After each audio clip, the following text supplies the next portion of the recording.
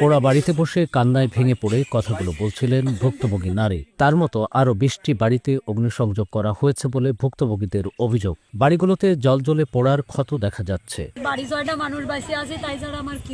দেখছেন যশোরের অভয়নগর উপজেলার ভবদহ অঞ্চলের ডহর মশিয়াহাটি গ্রামের ঘটনা। 22 মে বৃহস্পতিবার রাতে একদল লোক গ্রামে ঢুকে বাড়িগুলো তছনছ করে দেয়।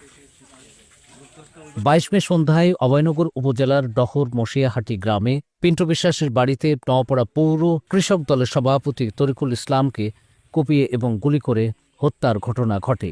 ঘেরের ইজারা নিয়ে দ্বন্দ্বের জের ধরে বাড়ি থেকে ডেকে নিয়ে তাকে মারা হয়েছে বলে অভিযোগ তার পরিবারের।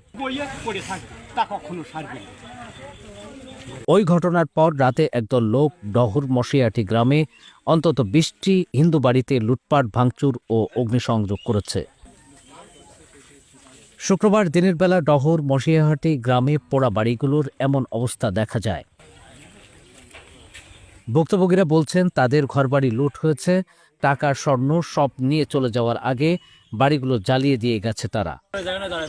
কয়জন মানুষ বাস নিয়ে আছে আগে আমার এই জায়গাটা বাড়ি এবার বলতেছে বাড়ির মালিক কই। আমিও ওই পাশটা তাড়াতাড়ি এসে বাবাকে আছে এই পাশটা ফলাই নিয়ে চলে গেলাম। তারপরে আমি কিছু জানি বাড়ি 6টা মানুষ বাঁচে আছে, তাই ছাড়া আমার কিছু নেই। এই আনে চিড়িয়া নিয়ে দিয়ে গেল একজন।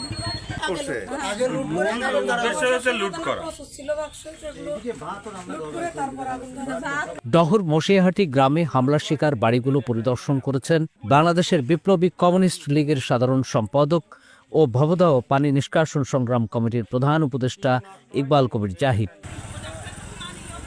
অভয়নগর থানার ওসি আব্দুল আলিম বলেছেন, মাছের ঘের সংক্রান্ত দ্বন্দ্বে তরিকুল ইসলামকে গুলি করে ও কুপিয়ে হত্যা করা হয়েছে। ডহর মশিয়াহাটির পরিস্থিতি নিয়ন্ত্রণে আছে, সেখানে পুলিশ মোতায়েন করা হয়েছে।